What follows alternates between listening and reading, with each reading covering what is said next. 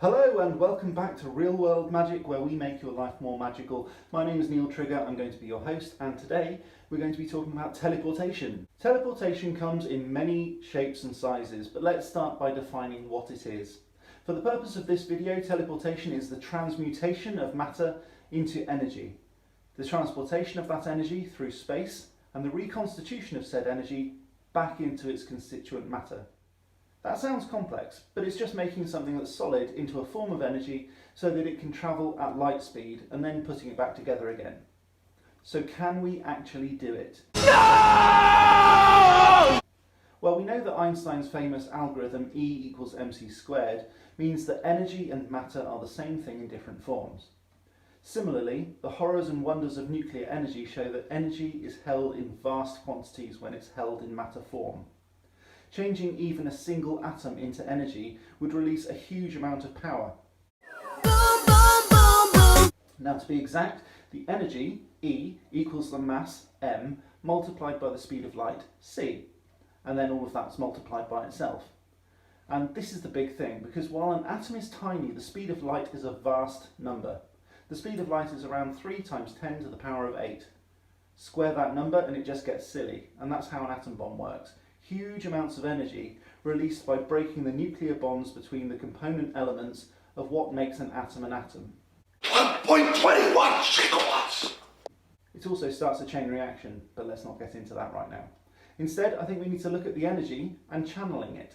Teleportation could, theoretically, if controlled properly, allow energy to be generated through the effective destruction of matter and channeled down a pipe. A caveat: I know matter cannot be destroyed, nor can energy. It can't be created either. Not to a scientific definition, but if you had a frog, you destroy the frog, you turn it into energy. I get that. Now, it's hard to say whether we can actually do this without destroying the technology that made it possible, but even if it was, we're faced with loads of problems. The first problem is vast amounts of energy would be produced, and channeling it would be difficult. But assuming that we can, how do we get the energy put back together again? Well, firstly, we need to know what energy forms what atoms. We need a blueprint. What atoms formed what composites made what cells into organs, organs into organisms, and so on. The second issue is one of reusing the equipment that was used to make the matter into energy. It would probably be destroyed in the reaction and the energy cascade that would be generated in a massive explosion. But ignoring the practicalities for a moment, if you could get matter into energy and keep a record of how it goes back together again, the third problem is one of the law.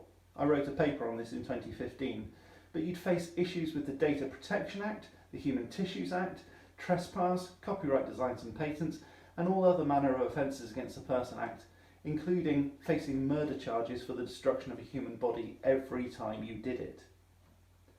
Even if it were possible, and you reconstituted the body, would the consciousness still exist? Would it still be the same person, or would it be a copy based on a blueprint? So is teleportation possible? Not yet, no. Not on a scale big enough to make it useful anyway. Potentially some examples in a lab might have worked. But even if it was possible, the law would be so difficult to get around, it would be tied up in legal red tape for decades. Thanks very much for watching, guys. Press the like button if you liked it.